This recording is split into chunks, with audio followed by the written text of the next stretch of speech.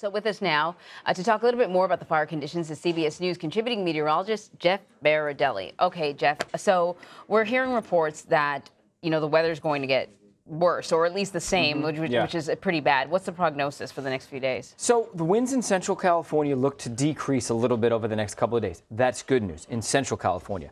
Southern California, the winds are going to be strong again today and tomorrow, start to decrease a little on Wednesday. So the dangerous days today and tomorrow, some wind gusts over 50, 60, even up to 70 miles an hour possible. That makes it almost impossible to fight these fires, obviously. And the ground is really dry. We haven't had any real meaningful rainfall in California, at least for the last 30 days. And if you look back into the summer, rainfall has been below normal. So the onset of wet season is about a month delayed. And that's the problem that we face, at least in the short term right now. So last year, you'll recall that California faced some devastating wildfires, and then the rains came, and then that was followed or triggered, those rains triggered mudslides. Do we expect the same thing? The more fires you have, the less trees, the less brush you have that can kind of make the ground cohesive, if you will, and everything just kind of slips. And so, it's certainly possible if we get heavy rainstorms. So I'll add this to the mix. We expect an El Nino this winter, which means that Southern California may see more rainfall than they would typically see. They may see heavier bouts of rainfall. That's typical in an El Nino, but this is kind of a moderate, modest El Nino. So not every El Nino is the same, and the impacts aren't the same from every El Nino. So it remains to be seen, but certainly during El Nino, you can see heavier rain in Southern California, just Southern California.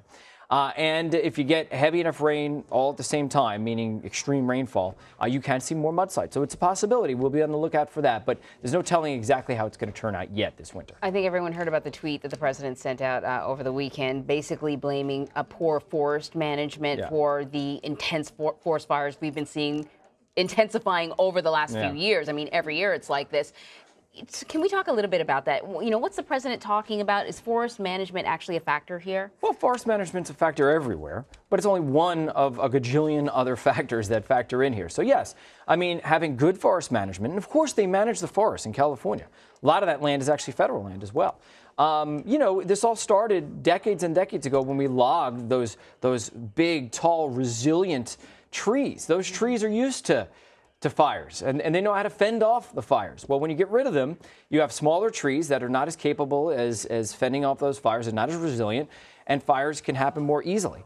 But now you have people living in areas that are rural, that once people didn't inhabit. So fires are being started in these kind of urban wildland interfaces, as they call them.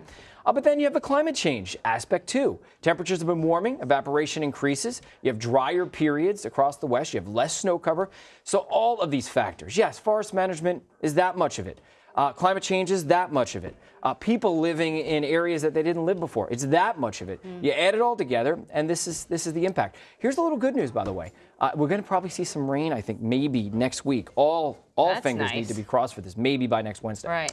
Let me just add that there were a couple of firefighters and firefighter unions that responded to the president's tweets. I want to read a couple of them. This is from Harold Shapeberger. He's the president of the International Association of Firefighters. He said this: his comments are reckless and insulting to the firefighters and people being affected. The president of the California Professional Firefighters sent the message as an attack on some of the people fighting the devastating fires. And he went on to say this: the president's message attacking California and threatening to withhold aid to the victims of the cataclysmic fires is ill-informed, ill-timed, and demeaning to those who are suffering, as well as the men and women on the front lines. In my view, this shameful attack on California is an attack on all of our courageous men and women on the front lines. So they have a dangerous job, firefighters. Let's not make it any more dangerous than it is. Just put our full support behind them. We've seen what can happen when these fires get out of control and firefighters get caught near them. Yes. So the best thing we can do is just support them, support the families that don't have homes anymore, that might have lost family members to the fire, and just provide them with as much support as we possibly can. Because every fire season we're seeing bigger and bigger fires. It's only getting worse out there. And honestly, until we curb climate change, it's unlikely it's going to get much better. Words of wisdom. Thank you, Jeff. Appreciate it.